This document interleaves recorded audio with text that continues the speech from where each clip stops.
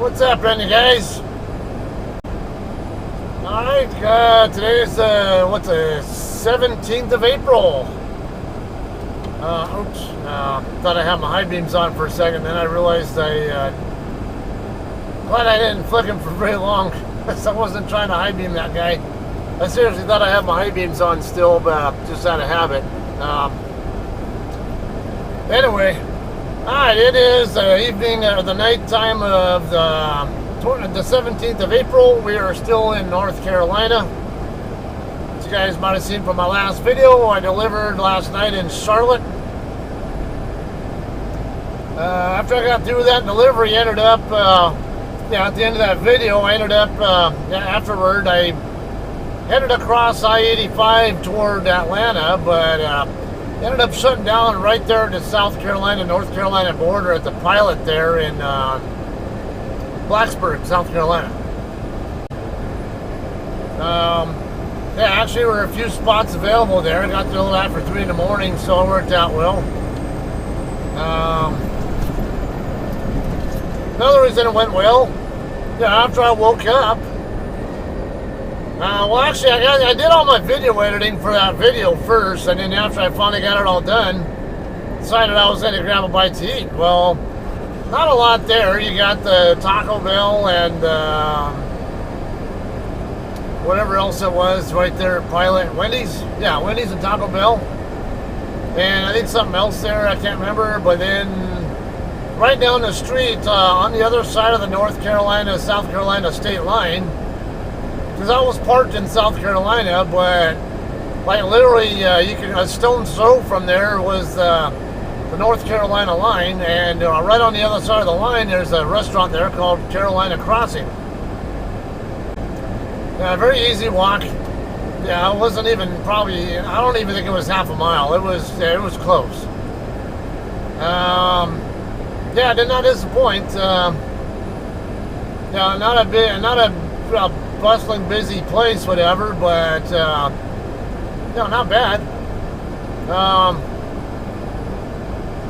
There were several items on there I was kind of interested in. They had pork chops there. Like I thought about having the pork chops, just because I don't see pork chops on menu in many places, and I like pork chops, so thought about doing that. But once I saw their pasta menu, I was kind of thinking that, but then Google reviews I had been seeing were also kind of suggesting that their pizzas were good too. So I started looking at the pizzas, and I realized they got calzone on there. So I was like, yeah, that sounds good. 3-topping calzone. I ended up getting ham, sausage, and pepperoni. Oh, that thing was pretty good. Now I'm a garlic lover. So, and it did not disappoint with the garlic on it. So, even right now, because the sausage and the garlic, I keep occasionally belching it back up, but I can taste it coming back up. So, I can imagine it's not going to be the most fun for anybody if they're standing very close to me and are not a fan of the garlic smell. Hate to say it. I mean, it doesn't even matter if I brush my teeth. If it's all coming up from my throat, it's still going to smell like garlic.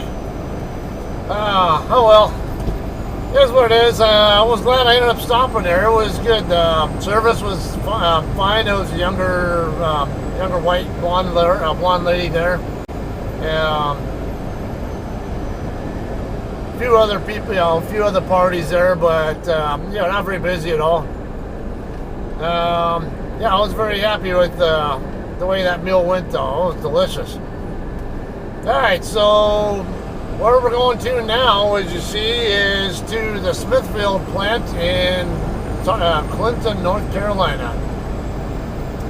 You might have seen before I zoomed in, Clinton is straight to the east from Fayetteville on State Route 24, and pretty much south. Pretty much due south from Raleigh. Give you kind of an idea where we're at. Alright, I have been to this place before, but it's been years. According to Google, it's been 8 years. Last time I was here, I was with Sierra England. So I don't remember a lot. I know it's going to be a drop and pickup, but that's about it. Now we're just under 10 miles out right at the moment. So Google reviews, kind of hit and miss. A lot of people are saying that the loads are notoriously not ready on time. Again, I used to come here. I think I used to come to this place every so often with Sierra England. I think I've been there multiple times with them, but I could be wrong. I don't really recall the load being late. I could be wrong, but it's been like I said, it's been a long time. So, yeah, we'll keep our fingers crossed. Hopefully it'll be ready to go when we get there, so I don't have to sit and wait. We'll talk a little bit later in the video where it's going to and how we're going to get to that place. Meanwhile, something else we can talk about here would be a recent change to traffic, or the road, a particular road in the Hollister, California area. State Route 156. Now, if you guys aren't familiar with Hollister, it's basically pretty close to US 101. If you know where, if you're a trucker, you probably know where Salinas is. Salinas is south of the Bay Area on Highway 1, or if you go straight to the south on 101 from San Jose.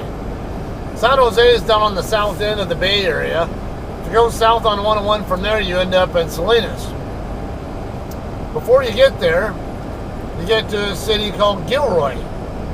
Now, Gilroy, you got State Route 152 that that you can take across from over there to. You can take it across the Interstate 5, and on the way over there, it meets up with State Route 156. Well, 156 goes back down to the southwest, runs back into 101. I forget the name of that town over there, but you go through Hollister to get to it. But anyway, yeah, in 101, you're going right across 156. All right, well, anyway, 156 in the Hollister area, there is a new roundabout there that is known as a turbo roundabout. So, and it's actually the first of its kind in the U.S. Now, it's completed now. I've gone through it a few times myself before it actually became a turbo. They were still working on it last time I went through there. Now, I usually go through it when I'm on my way from, let's just say, the Sacramento area over to Salinas. Usually when I'm picking up a load in Salinas, and maybe I'm deadheading after delivering in Sacramento area or somewhere, or Stockton or wherever. I've also gone through there to deliver to a couple places. Castroville. Yeah, I think I've gone through there to get to Castroville before. Yeah, usually, again, when I'm coming across Interstate 80 into the Sacramento area, and then I'm coming back down in that direction because maybe I want to avoid the Bay Area traffic. So that's usually how I end up going through it. Now, what makes a turbo roundabout different? And basically, you have to be in the correct lane before you even get to the roundabout to exit the roundabout the correct way. So basically, this roundabout has like 3 lanes in it, and so if you're going to be, if it's a 4-way intersection, you can either be in you can have a right turn pocket on its own that's separated from the rest of the roundabout to make the right turn, or you can be in the inner roundabout lane, and it'll also get you over there. If you're in your next lane over, though, you can only get to the straight across and to the left direction exits. And then if you're in the innermost lane, the far left lane, you can only get to either the third, to the left or do a U-turn. And what it is, it kind of spirals outward. So every time you pass one of the intersections, your lane becomes the next one outward. So let's say if you're going to the left, you're going to start out in the innermost lane. Then after you pass the right, the intersection on the right, or the first exit, your lane becomes the middle lane.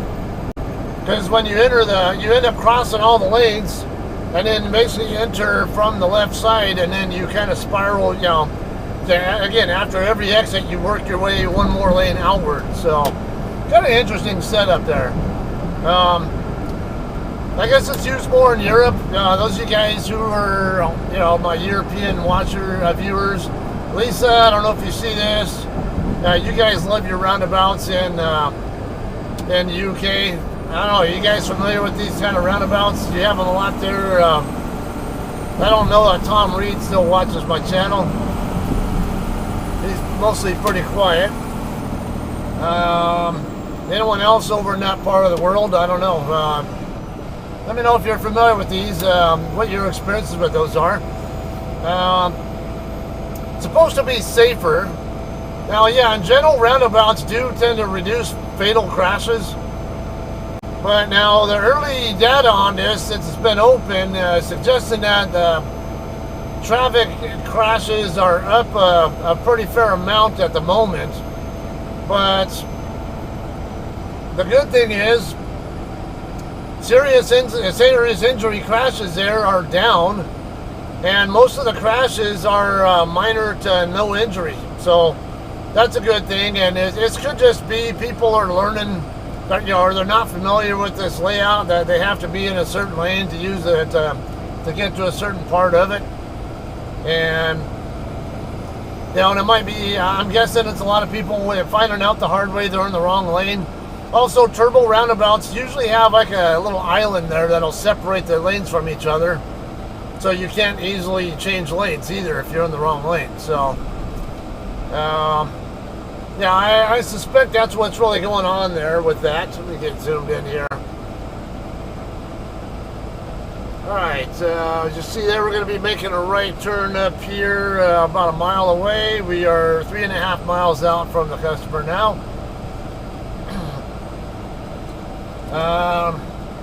Now, truckers in general, I know we tend to not like roundabouts.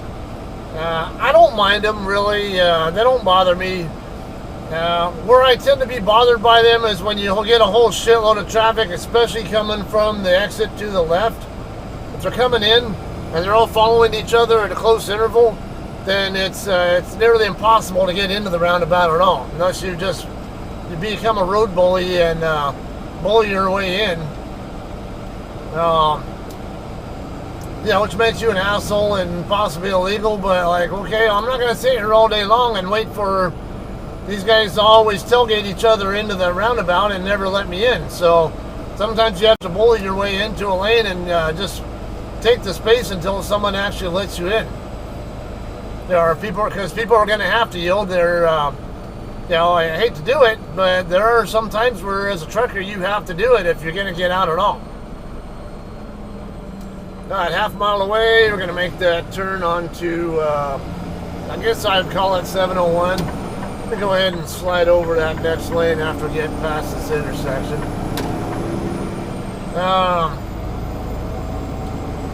Alright, so on the way over here, on another note, I got quite a laugh.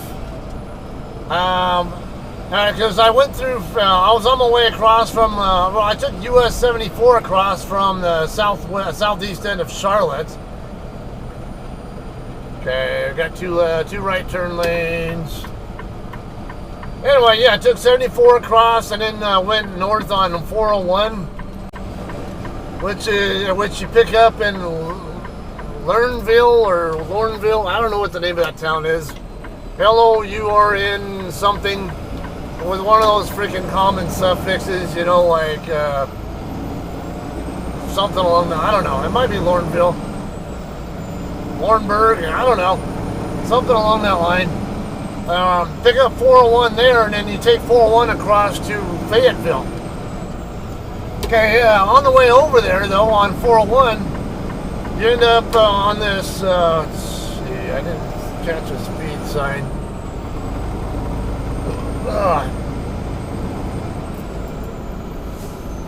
What's the speed limit here? So let's say 65. I want to put my brights on so I can read it better, but Yeah, there, now I can put them on. Yeah, it's 65.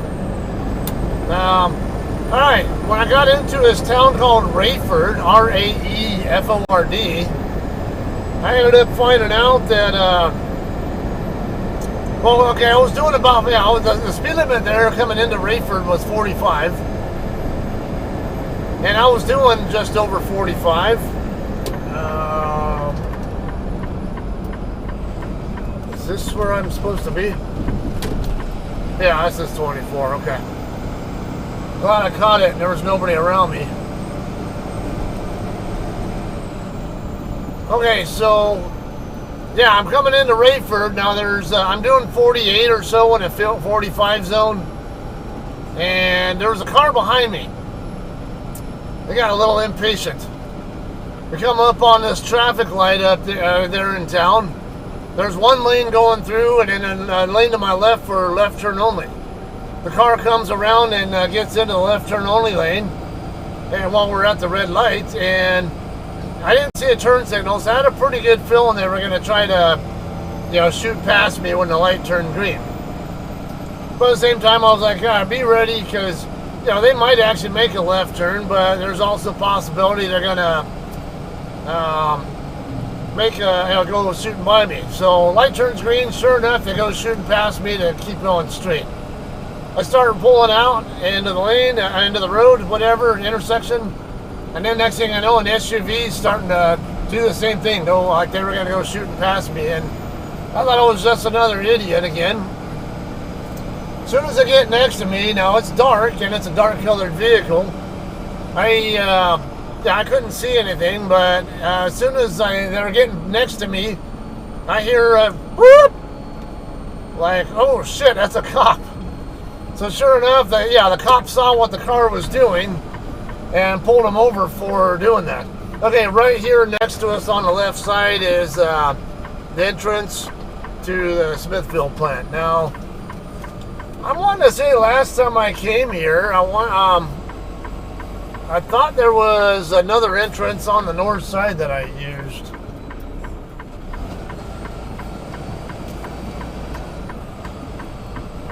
Okay, I don't see a scale here, but oh, here's this. Yeah, I'm gonna sign in at Guard Shack. Okay.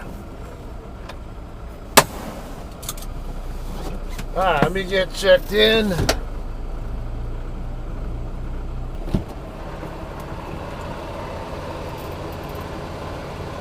Wait.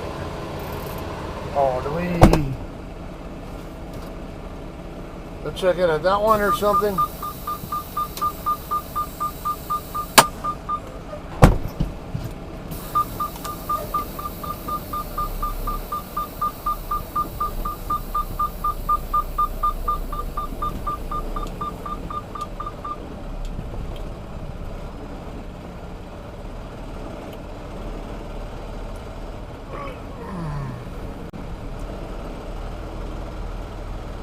Is it that easy?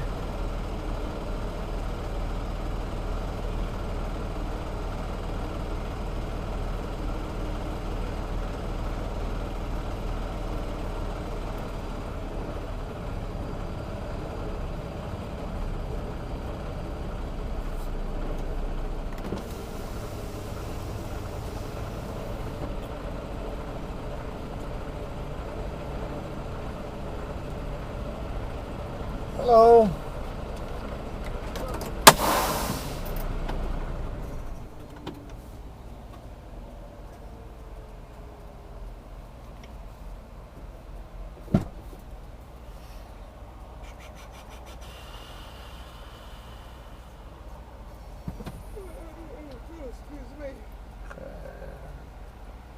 Need a pickup number? Yes. Is it a 430 number by any chance? Yes. Okay. 430-339-9826. It's gonna be on the JCT at her spot. Her spot.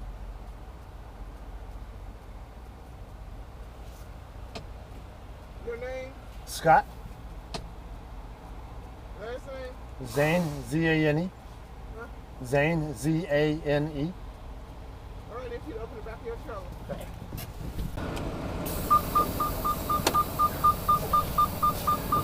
Alright guys, we're checked in here. Okay, we're going to be dropping our empty. Get all my safety crap turned off.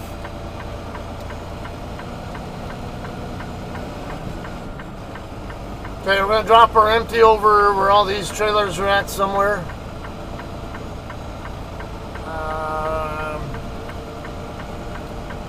Let's see. This should be Sierra England's Central here because they have they have a dedicated account here that they run. They've been doing it since as long as I've had my CDL, which is 8 years. So, all right, I see a Hirschbach over here. I also saw a JCT over here. Don't know. Let's see what kind of room I have here to work with. That one looks like it could fit, but it's tight. That would be a tight fit there too. Or could just park it out of the way.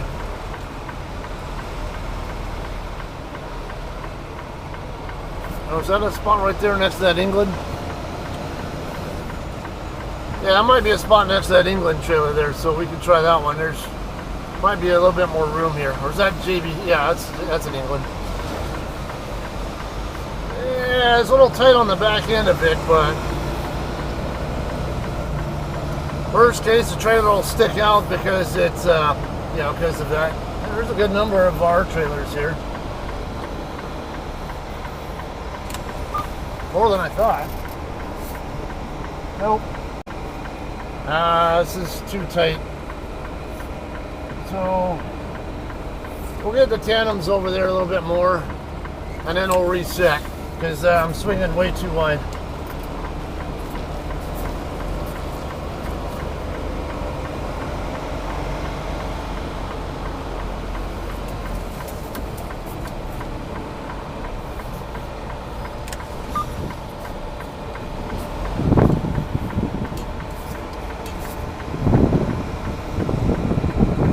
Try to pass me, dude.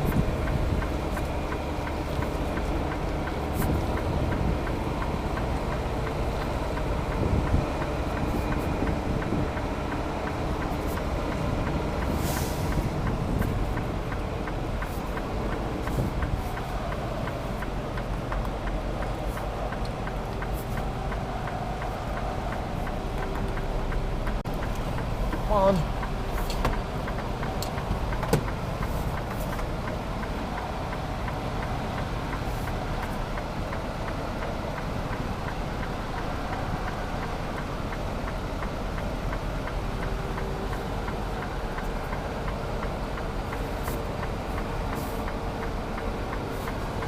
Alright, let's get squared up as quickly as we can now. Yeah, I'm gonna get too close. I'm actually pointing toward this other trailer, so. Alright, come on. Oh, there's room over on the other side here. It's just.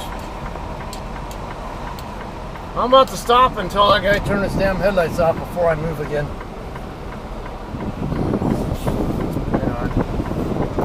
Get back.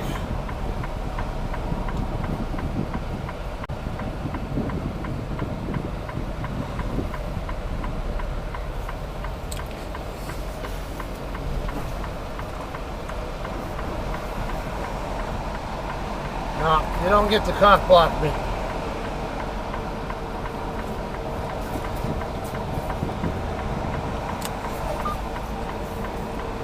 Yeah, that guy goes to the shipping office. I'm gonna tell him next time you're facing someone at night while they're trying to back into a spot, you turn their damn headlights off.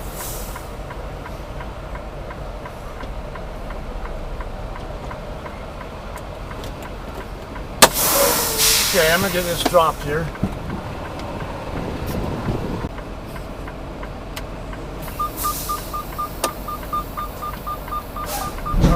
Guys, it looks like England's trying to hook up to this, probably to this trailer right next to us.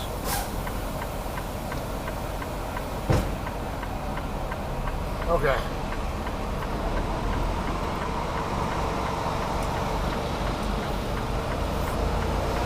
Alright, so from what I was told, yeah, that's a her spot right there.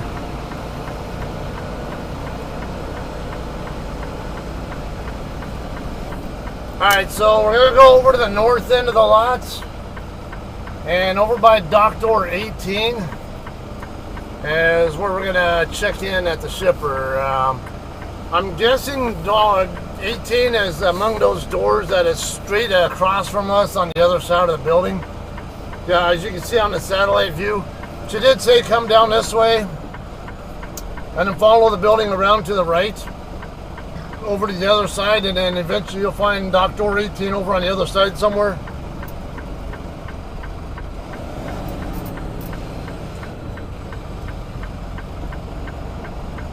Okay, I believe, yeah, I'm guessing this is correct. Yeah, I remember her saying that to go over to the, basically circle around the right. And then I guess there'll be an alleyway on the other side that we're going to look for that we'll go through to get to those docks. So, yeah, and I can see on the north end of the building there's some dock doors. So it's got to be over there. There's a JCT trailer right here. There's a possibility it could be ours. Reefer units running at least, so let's take a look. 7465. So when we get checked I'm going to get checked in. There's Hirschbach over here, 20073. Okay, so at least two there that we know there's a possibility could be ours if it's ready by now. At least we can hope it is.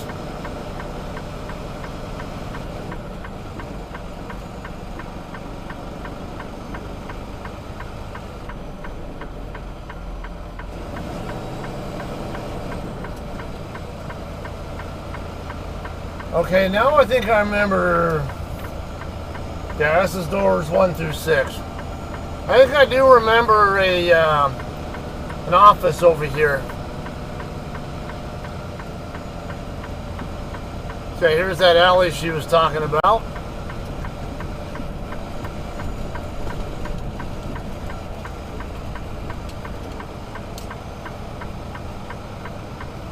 Oh, speaking of, I know there were some of the reviews were saying that people here are rude.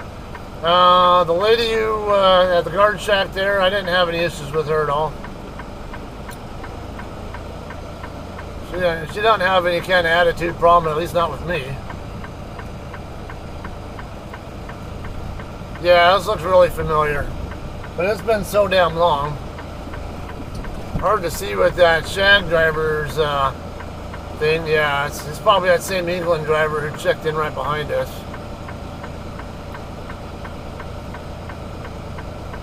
Yep, I was right. 18 is the last door over here.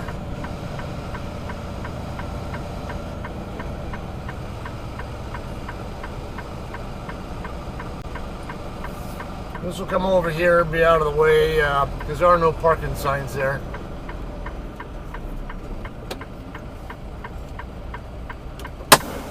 I'll get checked in, and hopefully our load's ready.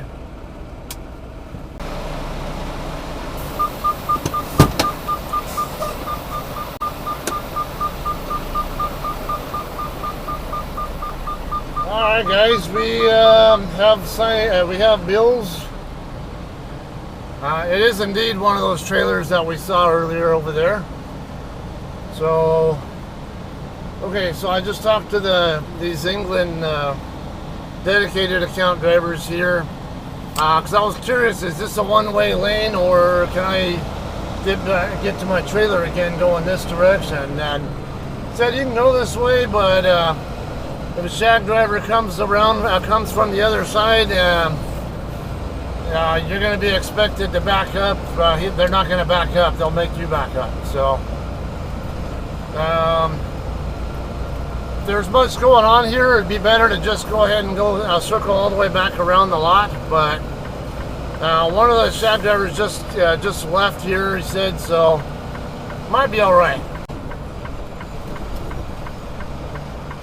Alright, yeah, it's going to be the JCT trailer that we saw over here that we're going to grab. 7465. That's where I pay attention to those, you know, where the trailers are, what trailers are where. So there's no guessing game at all now. I already know exactly where to find it.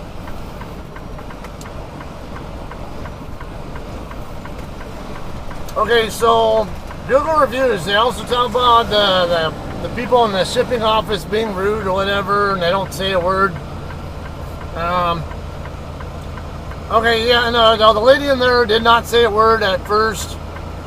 Now, she just sits there, and it's hard to see because all the signs posted on the plexiglass and all that kind of stuff.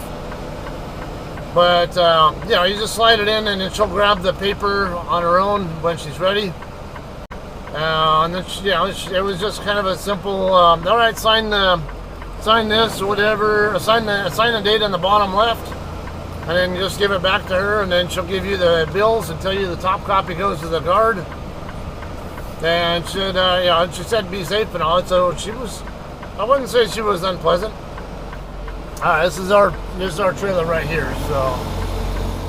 And I see the tandems are all the way back, so we're gonna want to slide them before we, ooh, that's not good. The trailer's so close to the other one, I'm not gonna be able to pull that landing gear, but, I mean, crank the gear more than likely, but hopefully it's sitting low enough. Yeah, it does look like it is. Because if it's low enough, yeah, I got weight already, even without raising my bags, but if I raise my bags up, hopefully,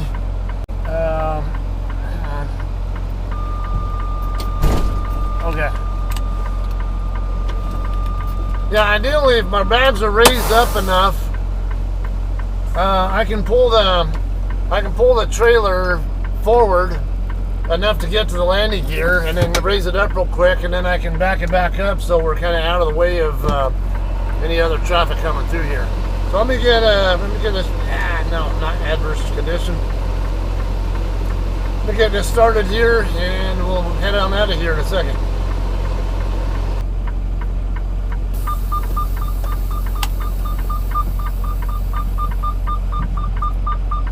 Alright guys, we are ready to check out here. It ended up being there was actually there was room for me to handle the landing gear without even moving the trailer anywhere, so got lucky there. Alright, so it is a heavy load, 42,000 pounds, so I will definitely need to scale it. I don't know how good their on-site scale is. Someone said it's not accurate, but not going to California at least, so it's you know, as far as that's concerned. Still have other states and their limits to concern myself with, but they're not as strict as California. Are you gonna wait, or are you gonna? Yeah, you're gonna wait. Okay. Okay. So we'll just go ahead and get this out of the way now. Let you know where we're going. When we're on our way to the guard shack. This one is going to Oklahoma City. Yeah, to a customer I've been to a couple times before, Lopez Foods. That's right up the street from the Pilot truck stop there off Morgan Road. All right, let's see.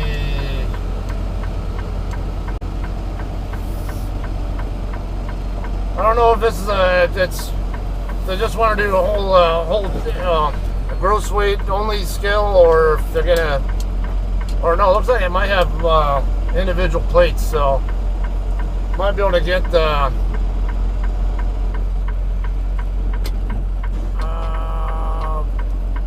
yeah, it looks like it's individual plates, so we should be able to get all my axle weights. Yeah, while I'm already on here.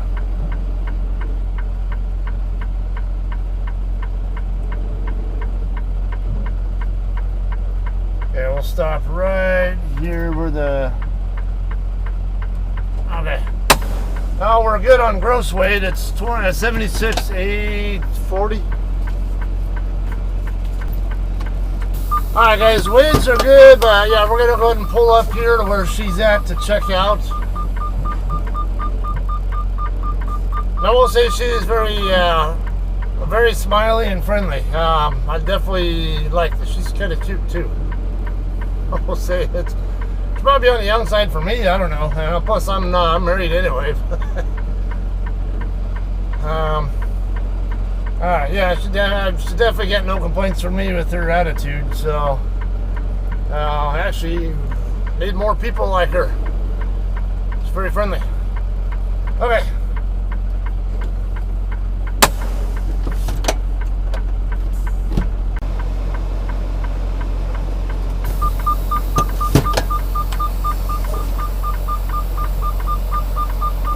Guys, we are good to go here. I need to send my departure though. Now this is my first load on the Hirschbox system. Some little nuances I'm gonna have to learn here.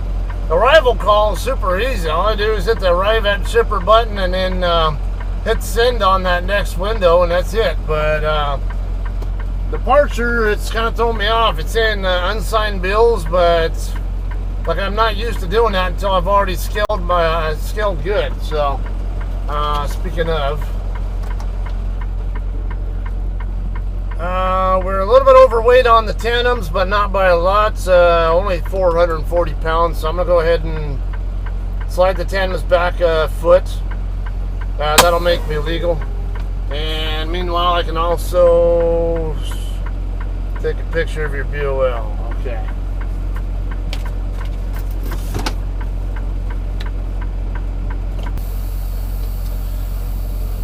Alright guys, we're ready to head out of here now. Alright, before I head out, I will show you guys where the nearest Catskills are. Let's see which way this guy's going. Let me slide over this way.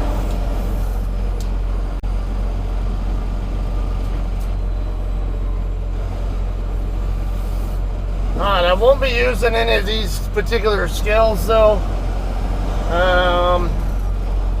I don't want to go out a route for that one. I already know my gross weight is fine, and it's likely my tandems are in the right ballpark too. Okay, we're going to get on westbound 24 again. So I did say we're going to Oklahoma City, and the way we're going to go to Oklahoma City is basically 2 miles, keep right. Take Highway 24 back across over to I-95 in Fayetteville. And then we'll take 95 south to Interstate 20. 20 will go through Columbia, South Carolina. Isn't it Augusta, Georgia? I want to say. And then Atlanta, and then over to Birmingham. Once we get to Birmingham, take I-65 just a few miles north, and we'll get on I-22. Take that up to the Memphis and West Memphis area. Then get on Interstate 40 there and basically go all the way across Arkansas and about half of Oklahoma before we get to Oklahoma City. So that's the plan. That one's due on I think it was the 20th at 10 something in the morning, something like that. So that's what's going on. It's like 1,200 and some odd loaded miles. All right. I think that's all I got for this. I'll keep this I'll try to keep it from running on too long for you guys. So y'all have a good night. We'll probably see you guys in Oklahoma City on the next one, right? Thanks for watching. We'll see you there.